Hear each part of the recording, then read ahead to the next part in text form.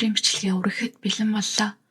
2026 оны 2 дугаар сарын 12-ны үрээр Бразилийн Итамбори хотын төв байрлах нэгэн тансаг орон сууцны хотгонд нэг л хүнд бараа уур амьсгал ноёлж байлаа. Харуул хамгаалалтын ажилтнууд өдөр тутмынхаа энгийн эргүүлийг хийж байсан. Энд улс төрчид, бизнес эрхлэгчид, эрдэм судлаачид зэрэг нийгэмд нэр хүндтэй хүмүүс амьдардаг байсан учраас хотын хамгийн өндөр түвшний хамгаалалтын системтэй газар байв. 24 цагийн хяналтын систем, нэгт суурилсан хит улаан туяаны тохиоллын систем, булан дохой бүрийг хянаж байлаа. Хар өнгийн 2 машин орон сууцны үүдэнд яар ирж зогслоо. Эхний машинаас хамгийн түрүүнд буусан хүн бол Итамбори хотын дарга улс төрийн хүрээнд маш их хүндлэгдэг Диониси Араужо байв. Түүний нүүрэн дээр айдас, сандрал, дээд зэгтээ хүрсэн илт харагдаж, бүр машинаас буухдаач ганхах шахаж байлаа. Тэр 2 хүнтэй хамт явж байсан бөгөөд тэдний нэг нь түүний хамгийн дотны найз байлаа. Тэр хүн тасралтгүй уцаар залгаж байсан. Хотын дарга байрны харуулын үгийг өлтөн шууд нэг байрны барилгал руу гүн орлоо. Түүний хүргэн Талис Мачадо тэнд амьдардаг байсан болохоор хотын дарга орох кодыг мэддэг байв. Хаалгыг нэмэгц хүчтэй өндөр үнэртжээ. Яг л сайхан бензин цацсан нэлт байв. Хотын дарга болон хамт явсан хүмүүс коридороор хурдан алхасаар унтлагын өрөө рүү орлоо.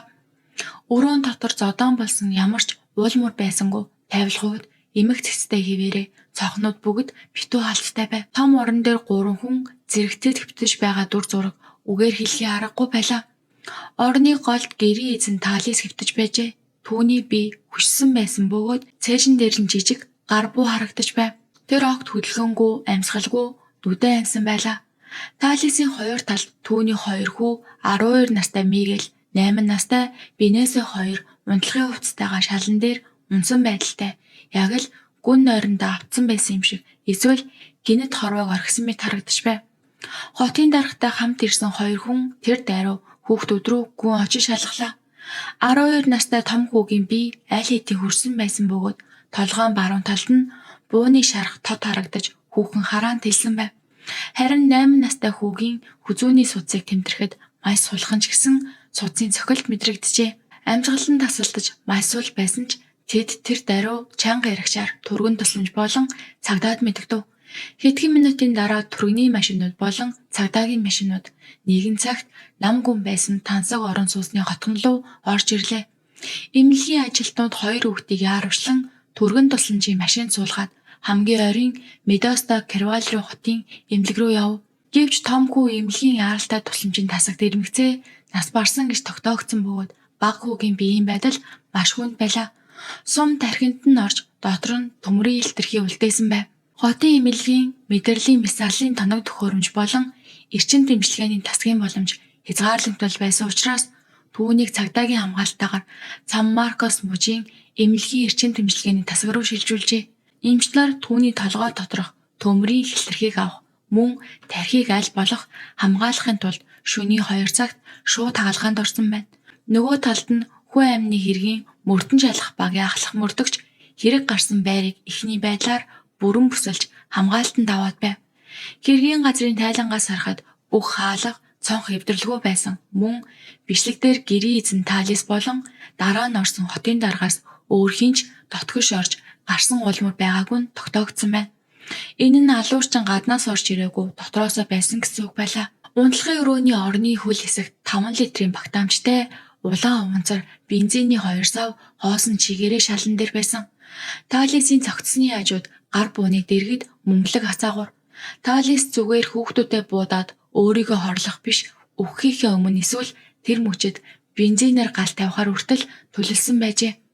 Орон сууц маш сайн битүүмшлэлтэй байсан болохоор хангалттай хүчил төрөгч болон барилгын материалын шатамхай найрлагаа шалтгаалan гал гарсан бол маш богино хугацаанд хүчтэй дэлбэрэл болж цусны улмор, нотлох баримт, гэрээслэл бас тэр 3 хүний амийг бүхэлд нь гал тусгах байв. Шүүх эмнэлгийн мэргэжилтэн Талис яагаад тасаагуурыг дараагүй талаар ийм тамга төвшүүлсэн. Тэр өөрийн толгой руу буудсны дараа мэдрэлийн системийг саажиж асаагуур дарахаас өмнө хөдөлж чадаагүй байж магадгүй. Эсвэл яг эцсийн мөчөд гал тавих болоосоо болсон ч байж болох юм. Итамборагийн иргэдийн уламжлалт ойлголтоор Талисын гэр бүл яг л төгс үлгэр жишээ гэр бүл байв. Талис бол залуу ирээдүйтэй улс төрийн од байсан. Түүний хадам аав нь асар их нөлөө бүхий хотын дарга. Харин эхнэр Сара нь тухайн нутагтаа амжилттай яваа бизнес эрхлэгч.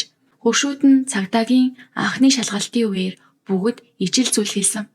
Энэ гэр бүл ёс журамтай, боловсон гэдгээр алдартай.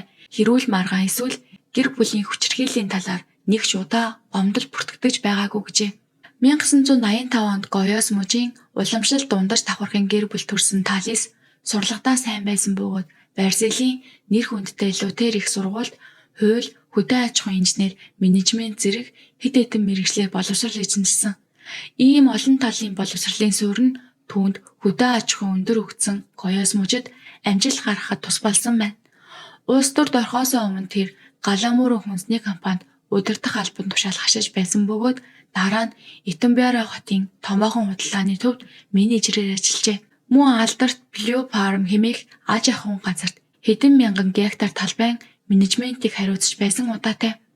2021 оноос эхлэн цахилгааны өндөр ур чадвар мөн хотын даргын хүргэн гэсэн байр суурийнхаа ачаар тэр Итамбаара хотын цахилгааны улс төрийн нарийн бичгийн даргаар томилогдсон байна. Тэр улс төрийн хүрээнд мэргэжлийн чадвартай хүн гэдгээрээ танигдсан бөгөөд иргэний хамгаалалт, хот байгуулалт мөн янз бүрийн хилцээний хоорондын цахилгааны ажлыг хариуцдаг байжээ.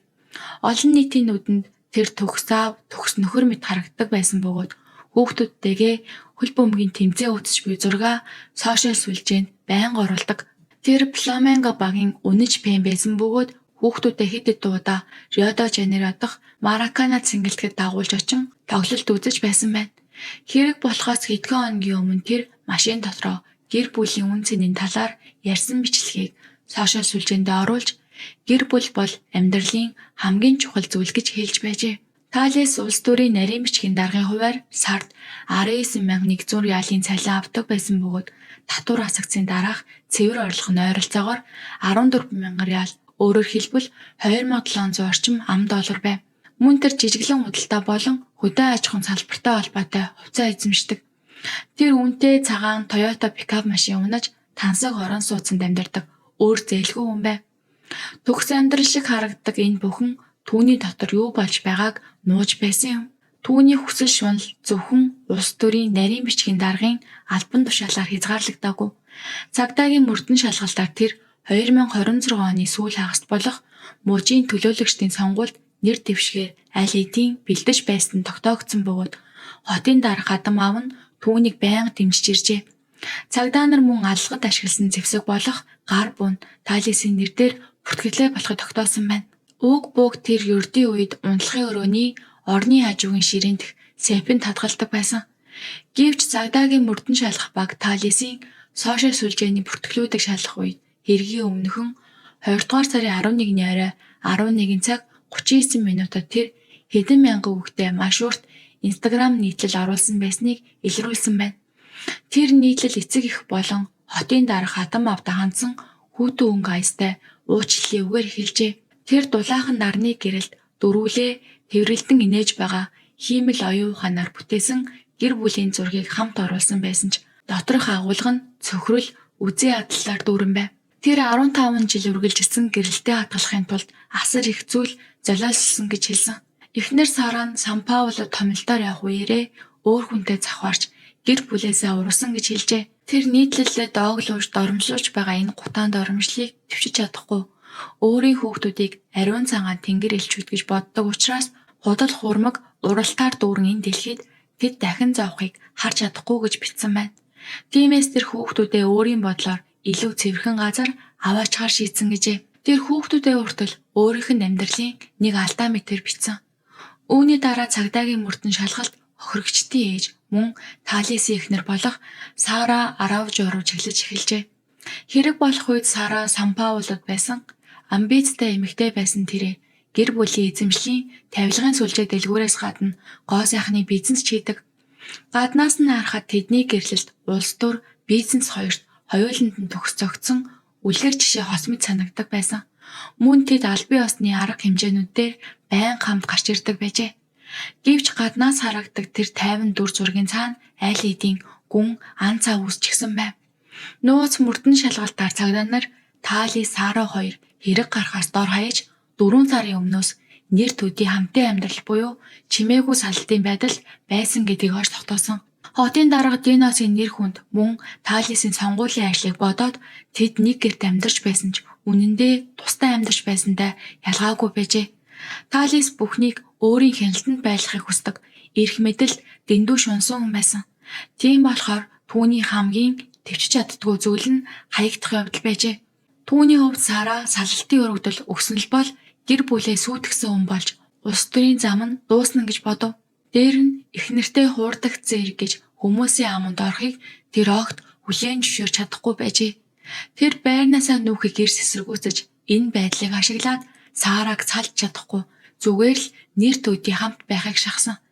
Хид хідэн шүүх эмнэлгийн шинжээж Талисын гар утснаас гайхмаар нотлох баримт олжээ. Хэрэг гарахаас 2-7 хоногийн өмнө Талис нууцаар хувийн мөрдөгчтэй холбогдож түүнд өндөр хэмжээний хөс төлсөн байв. Дараа нь цагдаагийн шалгалтын үеэр тэр хувийн мөрдөгч Талис уцаар ярихдаа маш их дүгссэн байдалтай илт харталт хий сэрэлттэй байсан гэж мэдүүлжээ. Талис түүнээс Сан Паулод байгаа Сарагийн бүх хөдөлгөөнийг 24 цагийн турш тасралтгүй хянахыг шаардсан байна. Эмгэнэлт явдал болохоос хэдхэн цагийн өмнө 20 дугаар сарын 11-ний үдээс хойш хувийн мөрдөгч Талис руу хэд хэдэн зураг, богино видео явуулжээ. Тэр бичлэгүүд Сара Сан Паулогийн тансаг ресторанд өндөр нуруутай нэгэн эрэгтэйтэй дотн байгаа нь гарсан байв. Тэд зөвхөн орой хоолны ширээн дээр үнэлцээ зогсохгүй хамтдаа машин цун ресторанаас явжээ. Эдгээр дүр зураг Талисын сэтгэл доторх тесрэгэж байсан бөмбөгний гал асаагч нь болсон байв. Өөрийгөө дутуу үнэлэх мэдрэмж бас хэд бардам зан хоёрыг зэрэг дээж явдаг түүнд энэ явдал зүгээр нэг уралт биш байлаа. Харин ч түүний эр хүн давмгай байх ёстой гэсэн ойлголтыг шууд оромжилсан хэрэг болсон юм. Алуурчны сэтгэл зүйн сэтлийг тогтоохын тулд мөрдөн шалгах баг, хотын замын камерын имшлэг, шатгуу авсан бүртгэл, гар утасны байршлын мэдээлэл, худалдаа авалтын баримтуудыг бүгдийг цуглуулж 2 дугаар сарын 11-ний өдөр Талис яг юу хийснийг бүрэн сэргээн тогтоожээ. 2 дугаар сарын 11-ний орой 5 цагт Талис хотын захиргаанд зуны үерийн урьдчилан сэргийлэлт, ус зайлуулах ажил, иргэний хамгаалалтын онцгой байдлын төлөвлөгөөний тухай захиргааны хурлыг удирдсан байна. Хуралд оролцсон хүмүүсийн ярьснаар Талис маш тайван, мэргэжлийн харагдаж байсан бөгөөд завсарлагын үеэрээ хүртэл доод албан тушаалтнуудтайгаа хөл бөмбөгийн талаар ярьж байжээ. Тэр мөчид түүний цүнхэн дотор эхнэр нь өөр эрэгтэйтэй уулзж байсан тухай мөрдлөгийн тайлан байгааг хинч төсөөлөөгүй. Хурал тарсны дараа Талис эцэг эх рүүгээ залгаад 2 хүүгээ дагуулж очие гэж хэлсэн. Гэхдээ үнэндээ энэ нь төлөвлөгөөний нэг хэсэг бас төгсгүй болж харагдах сүүлчийн дүр нь байв. Оройн 7 цаг 10 минутад Талис 2 хүүгээ аваад эцэг эхийн гэрлүүгээ явсан. Түүний аавын ярьснаар Талис тэр орой ердийнхөөс өөрөөр маш хичээнгүй байсан бөгөөд бүр гал тогоонд аяг тавг бэлтгэхэд хүртэл тусалжээ. Орой хоолны үеэр тэр том хүн жаахан байхдаа алхаад сурч байсан үеийн хөгжилтэй дурсамжийг дахин ярьж эцэг эхтэй олон удаа хоол авчирч өгч байв. Эцэг эхийн гэрийн ариун цэвэр өрөөнд байх үед нь хувийн мөрдөгчөөс ирсэн хамгийн чухал бичлэг Талисын утсанд очижээ. Тэр бичлэгт эхнэр Сара нэг эрэгтэйтэй хамт зочид буудлын өрөө рүү орж буй нь харагдаж байв. Талисын хувьд бүх зүйл нуруу мунах эхлэл нь яг энэ мөч байсан гэж үздэг. Шалгалтаар хувийн мөрдөгч зөвхөн зураг төдийгүй зочид буудлын байршлыг хүртэл түүнд хэлж өгсөн тогтоогджээ. Талис эцэг эхтэйгээ салах ёс хийгээд хүүхдүүд маргааш сургуулийн хөл бөмбөгийн багийн шалгаруулалтанд орно. Эрт унтах хэрэгтэй гэж хэлсийн дараа 2 хүүхдээ аваад гарсан байна. Үүний дараа Талис өөрийн байр руу шууд яваагүй. Тэр хотын захад байдаг 24 цагийн өөртөө үйлчлэх шатгуун түгээх газар дээр пикап машинаа зогсоосон байна. Шатгуун түгээх газрын өндөр нэгтэршилтэй камер түүний маш этгээд үйлдэлийг бичиж авчээ. Тэр машинаасаа бууж улаан өнгийн 5 литрийн дөрвөн бензинтэй сав худалдаж авсан байна. Шатгуун түгээх газрын ажилтан мэдүүлэхдээ тэр эрэхтэй цэвэрхэн костюм өмсөн байсан гэж бичжээ. Түүний гар маш их салгалж байсан тул кредит картаараа төлбөр хийх гэж оролдохдоо нууц кодоо 3 удаа буруу хийсэн байна. Сэтгэл хөдлөлтөд авсан тэр эцэст нь уцаараа QR код уншуулж төлбөрөө хийсэн бөгөөд арай гэж амжилттай болгожээ. Тэр бензин авч байх хооронд 2 хүүхэд арын суудал дээр тоглож байв. Тэр эргэж хараад хүүхдүүд рүү хашгирсан бөгөөд Тэр дуу хоолой нь эцгийн дуунаас илүүтэй цаазын алг гүйцэтгэгчийн дуу шиг сонсогдож байсан гэдэг. Оройн 8:25 минутад Талис өөрийн орон сууцны машины зогсоолд машинаа зогсоожээ. Камерын бичлэг дээр тэр 20 литр бензинтэй сав байран машинаасаа бууж байгаа нь харагдсан бөгөөд лифтээр 2 удаа дээш доош явж самнуудаа зөөсөн байна. 2 хүүхэд нь түүний араас дэгдэн гүйж байжээ. Гэртээ орсны дараа Талис Сара руу видео дуудлага хийсэн. Талис дуудлагын үеэр маш их ууралсан, туйлын тогтворгүй байдалтай байжээ. Тэр ширээн дээрээ хичээлээ хийж байсан хүүхдүүд рүү камераа чиглүүлээд Сарад ингэж хэлсэн байна. Хүүхдүүдээ сүүлчийн удаахаар чи эрх чөлөөгөө сонгосон болохоор би өөрийн шударгаасаа тогтооно. Чи энэ хорвоо дахиад хизээч хүүхдүүдэд тэрвэрч чадахгүй. Тэр мөчөд Сан Паулод байсан Сара урд өмнө мэдэрч байгаагүй айдас тавтжээ. Тэр уцаар дахин залгасан байна. Мөн найзаасаа Талис яаж байгааг шалгаж өгөөч гэж гуйсан ч Талис тэр үед аль хэдийн гар утсаа унтраасан байв. Орой 9 цагаас 11 цаг хүртэл хөршүүд ямар ч буунду хэрүүл маргааны чимээ сонсоогүй. Цагдаа нар Талис энэ хугацааг ашиглан зочны өрөө коридор бүр хүүхдүүдийн орны ойролцоо хүртэл бензин цацаж дараа нь хүүхдүүдэд им уухыг тулгасан эсвэл хуурч уулгасан гэж үзжээ. Талис оройн 11 цаг 39 минутад өшөө орсол дүүрэн урт Instagram нийтлэлсэн байна. Тэр яг үхэхэд бэлэн болсон юм шиг байжээ. Энэ нийтлэлийг харсан хадам аав нь нэг л зүйл буруу болсныг ойлгоод шууд хэргийн газар руу яаран утсан. Тэр шөнийн 12 цаг 5 минутын орчимд орон сууцнд ирэхэд бүх зүйл аль хэдийн дууссан байв. 2 сарын 13-нд шинжилгээний багийн ажилтан хэргийн газар дахин нэг удаа маш нарийн үзлэг хийжээ. Тэр унтлагын өрөөний хогийн цамны ёроолоос харшлын эсрэг юм мөн хүчтэй байж болзошгүй эмийн сав баглаа буудлыг олсон байна. 2 хүүгийн ходоодны шингэнд маш өндөр хэмжээний тайвшруулах эмийн үлдэгдэл илэрсэн. Энэ эмийг их хэмжээгээр уувал үнд орхноо унтаад бүр өвдөлж мэдрэхгүй болчихдог аж. Үүнд үндэслэн мөрдөн шалах баг Талис халдлагаас өмнө 2 хүүдээ витамин эсвэл ханиадны эм гэж хуурч өгсөн гэж үзжээ. Тийм болохоор 2 хүүхэд яагаад ямар ч эсэргүүцэлгүй зүгээр л хэвтэж байгаад буудулсан нь ингэж тайлбарлагдаж байгаа юм. 2 хүүг яг ижил байдлаар буудсан нь санамсаргүй биш. Харин маш тооцоотой үйлдэл байсан гэдгийг илтгэж байна. Хэрэг болохоос 7 хоногийн өмнөөс Талисын интернет хайлтын түүх аимшигтай асуултуудаар дүүрсэн байжээ. Энэ хайлтын түүх ил болсноор хүмүүсийн өрөвдөх сэтгэл бүр мөсөн алга болсон. Тэр зүгээр сэтгэл нь хямраад ийм зүйл хийсэн хүн биш гэдг нь тодорхой. Талис бол ухаан санаан саруул бүхнийг бодож төлөвлөсөн байдалтайгаар өөрийн хүүхдүүдийг алсан хүн байв. 20 дугаар сарын 14 цагдаа нар Талисын гар дээр шинжилгээ хийхэд буу буудсны уул мөр илэрч гэмт хэрэгт өөр хүн оролцсон байх боломж бүрэн үгүйсэгдсэн. Тэр үед интернетээр эхнэр Сарагийн нууц амраг орж ирээд аллах хийсэн гэсэн яриа тарж байсан ч бодит баримтууд энэ нь худал гэдгийг харуулжээ. Бараг бүх зүйл тодорхой болж байх үед Сан Маркос эмнэлгээс харамсалтай мэдээ ирсэн байна. 20 дугаар сарын 13-ны орой 36 цаг амьд тэмцэн ч түүний 8 настай хүү эцэстээ нас баржээ. 380 калибрийн сумнаас болж түүний толгой маш хүнд гэмтэж дотор нь үлдсэн металл хилтерхийнүүд тархинд нь дахин гэмтэрл учруулсан байна. Үүний улмаас тархи нь эргэж сэргэх ямар ч боломжгүйгээр бүрэн гэмтсэн байжээ. Эмч нар хамгийн сүүлийн үеийн технологи ашиглан тархины хаван бууруулахыг хичээсэн ч бага хүүгийн амин үзүүлэлтүүд тэр шөнө 10 цагаас хойш огцон муудсан. 20 дугаар сарын 14-ний үдээс хойш эмч нар шаардлагатай бүх шалгалтыг 2 удаа хийж баталгаажуулав. Бага хүүг эргэж сэргэх боломжгүй болсон гэж аль бие усаар мэдэгдсэн. Зэвсэг цагдаагийн хамгаалалт дор ээж Сара эрчим дэмжлэгээний тасагт ирсэн байна. Нэгэн цагт амьд сэргэлэн байсан хүн олон уурс аппаратанд холбогдсон хэвтэж байгааг хараад Сара орилон чарлжээ. Тэр шөнө Сара эмнэлгийн коридорт толгоогоо хананд дахин мөргөхийг оролцсон байна. Эцэст нь эмнэлгийн ажилтнууд түүнд яаралтай тайвшруулах тариа хийжээ. Сарагийн уулзч байсан нууц амраг эрэхтэй нь маш амжилттай бизнесмен бас мал аж ахуйн эзэн байсан аж. Тэр хүн улс төр бизнесийн хүрээнд Талистай олон удаа уулзч байсан бөгөөд бүр хотын дарахын орой хоолн дээр хүртэл хамт сууж байжээ. Үүнээс ч илүү нууц амраг эрэхтэй өөрөө гэр бүлтэй тэр үед эхнэр нь 2 дахь хүүхдээ тээж байсан байна. Талис энэ явдлыг өөрийг нь доош хийсэн нэр төрийг нь гутаасан зүйл гэж ойлгож дотроо асар их хорсолт байсан. Улс төрийн эрх мэдлийн оргил төрхийг мөрөөддөг байсан Талисын хувьд Сарагийн уралт үхлээс ч илүү том цохилт байв. Талисын хувьд энэ нь зүгээр нэг хууралт биш, харин өөрийнх нь эр хүний бардам зан, гэр бүлийн нэр төрийг илт доромжилсан хэрэг байлаа. Тиймээс тэр энэ доромжллын хариуд Сарад амьдралынхаа туш мартаж чадхааргүй өшөө авалтыг сонгожээ. Мөрдлөг урагшлах тусам Талисын утас компьютер дахь мэдээллээс шин нууцуд гарч ирсээр.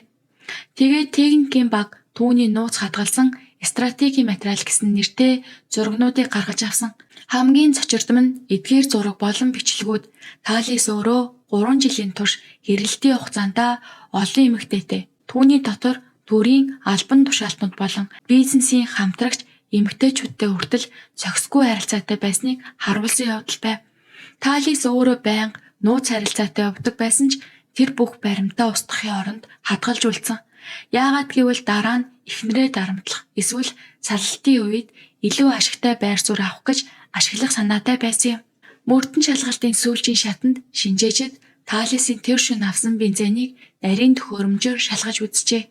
Шалгалтаар тэр бензинд өөр шатамхай бодис, магадгүй перм дээрээ хэргэлдэг байсан химийн бодис хүртэл хольсон тогтоогдсон байна. Өөрөөр хэлбэл тэр зөвхөн нэг өрөөг биш, бүх давхрыг цаашлаад бүх байрыг шатаах хэмжээнд бэлдсэн байсан гэсэн. Барилгын зураг төгсөөс харахад хэрвээ Талис гал тавьж амжсан бол битүү хаалттай хаалга цонх болон агааржуулалтын системийн нөлөөгөөр гал маш хурдан тархах байсан. Тэрч байтугай ердөө 3 минутын дотор бүх зүйл нэг дор дүрлцэх хэмжээнд хүрэх байжээ. Тэр нь зөвхөн өөрийнх нь гэр төдийгүй ойролцоох олон харван айл руу маш хурдан тархаж 50-аас дээш хүний амнаас эрүүл мэндэд ноцтой охирол учруулж болзошгүй байв. Мөн мөрдөн шалгах баг Талисын хотын захиргаанд ажилладаг нарийн бичгийн даргаыг байцаасан байна. Хэрэг болохоос 3 хоногийн өмнө Талис 50 өнгөөр хэрвээ гинэт нас барвал яах вэ гэдэгтэй холбоотой санхүүгийн асуудлуудыг асууж байсан гэж нарийн бичгийн дарга нь ярьсан. Тэр үед нарийн бичгийн дарга үүнийг зүгээр л гэр бүлийн өдөр тутмын санхүүгийн зохион байгуулалт гэж бодсон боловч эргээд харахад энэ нь өөрийгөө ээгүүтгэхээр зэхэж байсан бэлтгэл байжээ. Цагдаа нар Талисын пикап машины ард талаас 2026 оны зуул сарын баяраар 2 хүүхэдтэй өгөхөөр бичсэн боловч илгээгээгүй мэдлэгээний картуудыг олсон байна. Гаднаа халамжтай аав шиг харин дотроо аимшигтай зүйл төлөвлөж байсан нь түүний дотор ямар их зөрчил байсан харуулна. Сэтгэл судлаачид үүнийг өөрийгөө өрөвдөж сайн аав гэж харагдах дүрийн цаана жинхэнэ төрхөө нууж явдаг сэтгэл зүйн эмгэг гэж үздэг. Төгсмөд харагддаг амьдралын цаана ямар аимшиг нуугдаж байдгийг энэ хэрэг харууллаа. За ингээ өнөөдрийн бичлэг энэ хүрээ дуусаж байна. Та бүхэн дараагийн бичлэгээ үзхийг хүсвэл лайк сабаа заавал дараад өгөөрэй.